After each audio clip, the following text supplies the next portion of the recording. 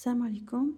اليوم ان شاء الله كما قلت لكم غادي نهضروا على ليبوتونسيون في لي زورجونس وجا هما لي كوز تاعها كوا بونسي devant le malade qui présente une hypotension. Donc l'hypotension c'est toute tension artérielle qui est inférieure ou égale à 9 systolique et inférieure ou égale à 6 diastolique.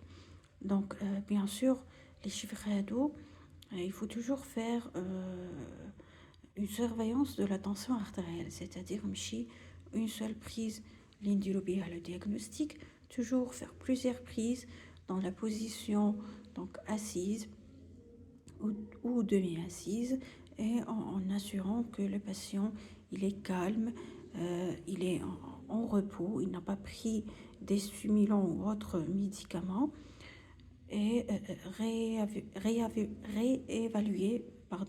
réévaluer donc les chiffres après un intervalle de temps et bien sûr la prise de tension les deux bras.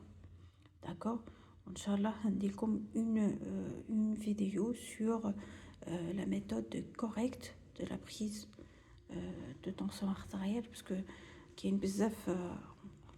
كاين بزاف les gens اللي genre عمرهم ولا قراو عليها في la pratique juste يشوفوا les gens, ils posent le brassard et ils commencent à gonfler ou يقروا les chiffres à quel nombre plutôt à quel chiffre gonfler avec le tensiomètre, quand ouvrir, comment ouvrir, etc. كاين بزاف les conditions. بعد ان شاء الله نديرلكم une vidéo باش نشوفوا كيفاش نديروا une prise de tension correcte. اليوم غادي نهضروا على les causes possibles في les urgences, à quoi penser et quoi éliminer. Donc نبداو مع les états de choc parce que elle est plus comment dire dangereux. Donc عندنا le choc septique كما تعرفوا في le choc septique تصير une vasodilatation périphérique وهذيك la vasodilatation périphérique تنقص le retour veineux ونطيحوا في l'hypotension. D'accord, donc le sepsis, le remplissage il est très très très prudent, ماشي totalement contre-indiqué là, نقدروا نديروا un remplissage mais il doit être très très prudent avec l'association bien sûr des vasopresseurs. Ok, le choc anaphylactique c'est le même principe تاني هو avec une vasodilatation périphérique تاني. donc le traitement du choc anaphylactique c'est par l'adrénaline. Ok, le choc neurogénique. Le choc neurogénique c'est un choc avec une hypotension qui résulte d'une atteinte médulaire. Généralement c'est les traumatismes médulaires ou là يكونوا عندك autre atteinte soit infectieuse ou là tumorale médulaire. Généralement la tête تكون supérieure ou égale à T6, c'est-à-dire la sixième vertèbre thoracique ou le faux cervical, donc thoracique et cervical qui تكون l'atteinte فيهم هادو زوج نشوفوا هذا le choc neurogénique. Ce qui est donc spécifique de ce choc neurogénique, c'est qui est associé à une bradycardie. Ou ça, c'est parce que le système neurovégétatif sympathique, il est atteint. Donc, mais يقدرش la compensation par une tachycardie qui une hypovolémie, qui est une compensation le système nerveux avec le cœur en augmentant la fréquence cardiaque. باش تطلع la tension qui يكون عندك le volume هابط. Donc هنايا puisque l'attente elle est neurologique نصيبوا une bradycardie. Donc devant toute hypotension associée à une bradycardie, pensez à cette atteinte médulaire. Un photo autre cause. Donc le pneumothorax qui m'a تعرفوا surtout s'il est de grande abondance, s'il est étendu, il dit une hypotension.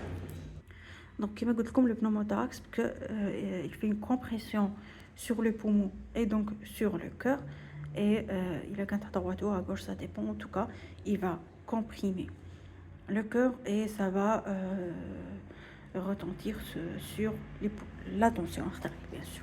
La tamponnade, c'est le même mécanisme, parce que la tamponnade le cœur, le péricarde, tani une compression sur le cœur, il aura tani une hypotension.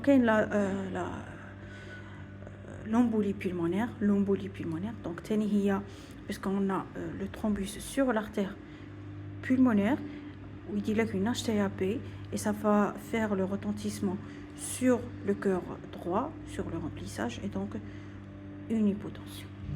Quelle est une autre cause cardiaque qui m'a les arythmies, n'importe quelle arythmie, FA, les BAV, n'importe quelle arythmie, donc ça il y a l'atteinte sympathique, le même principe, pas d'électricité, donc le retentissement sera sur la fréquence cardiaque et la force de contractilité du cœur, et donc la tension artérielle. L'ischémie, donc l'ischémie qui est cardiaque bien sûr, surtout qui est étendue, l'épaisseur de le ventricule ou les territoires tani, qui est l'attente étendue. Donc la force musculaire tant qu'on se dire la contraction, et donc on tombe dans l'hypotension parce qu'elle est aiguë.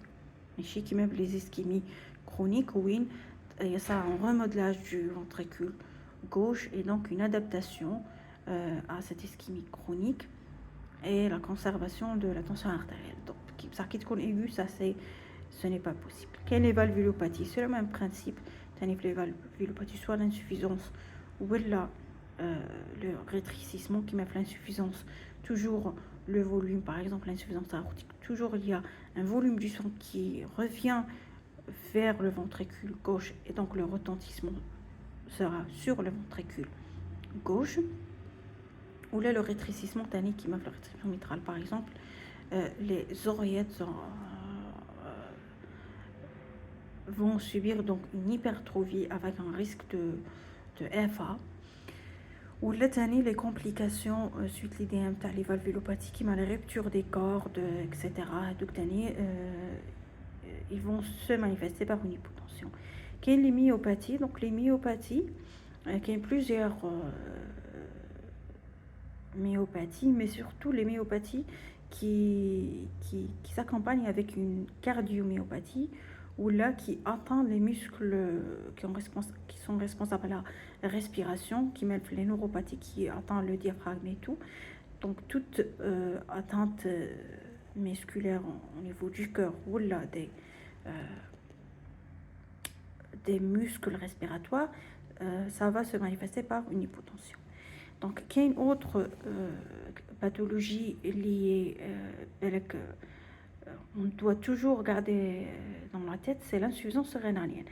Elle se manifeste parfois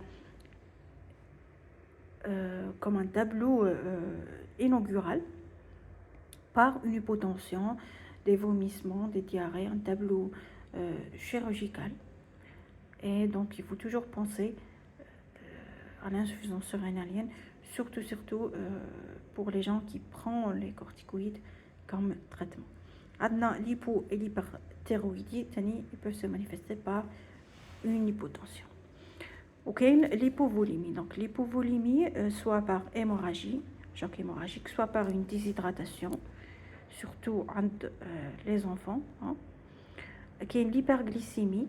L'hyperglycémie induit une hypovolémie, puisqu'on a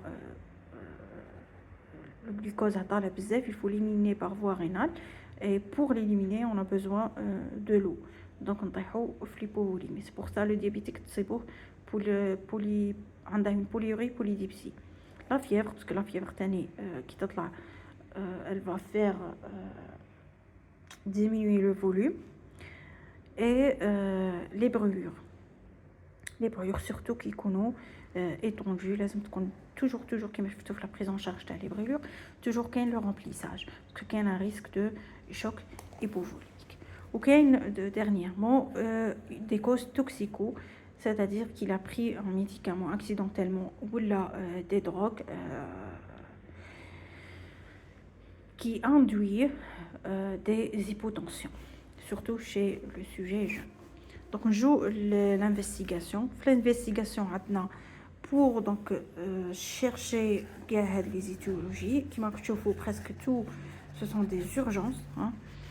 Donc avec le CG pour les causes cardiaques, dextro pour l'hypoglycémie et l'hyperglycémie, وتاني الآخر l'insuffisance rénalienne تاني parce que غادي تصيبوا في l'insuffisance rénalienne تصيبوا hypotension hypoglycémie ماشي toujours mais généralement hypotension hypoglycémie.